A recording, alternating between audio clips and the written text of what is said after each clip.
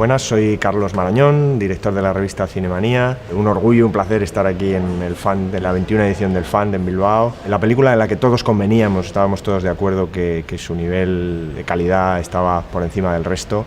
Era In Order of Disappearance, que es la película que al final se ha llevado el gato al agua, ¿no? Eso no quiere decir que no hubiera otras películas, la verdad es que lo había, otras películas, otros largometrajes que merecían estar ahí también, pero probablemente había más discusión entre ellas, ¿no? Había más dificultad para llegar a un acuerdo. En este caso el acuerdo estaba claro. In Order of Disappearance, esta película protagonizada por Stellan Skarsgård, es una película que un poco en los límites más, ampliando un poco el concepto de género fantástico, ¿no? Hasta el thriller, y hasta un thriller muy peculiar, muy particular, con muchísimo sentido del humor negro, y enmarcado en un país, en Noruega, donde lo que es real parece irreal, o parece enmarcado todo por un aura en la nieve que hace que sea una elección perfecta para un festival de cine fantástico.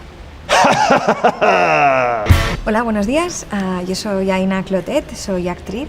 Y ha sido un placer participar como jurado en este FanFest, en esta 21 edición. Hemos decidido que el mejor cortometraje en todas las categorías es Cara de caballo. Y el porqué es porque es un corto que a los tres nos impactó mucho la fuerza visual que tiene la idea del corto, y cómo con una idea tan simple llega a desarrollar una historia emocionalmente compleja y a resultar muy cercana, ¿no? Y además nos sorprendió mucho los pocos recursos que tiene el corto, y realmente es una demostración que a veces con muy poco se puede llegar a hacer mucho, ¿no? Bonjour, Dominique Pinon. J'ai eu le plaisir et la joie d'être invité ici à Bilbao comme membre du jury du festival Fanta de Bilbao. Voilà, j'ai vu beaucoup de films, des longs métrages, des courts métrages. Je dois dire que j'étais très content de la sélection des courts métrages, aussi bien internationaux que la sélection basque.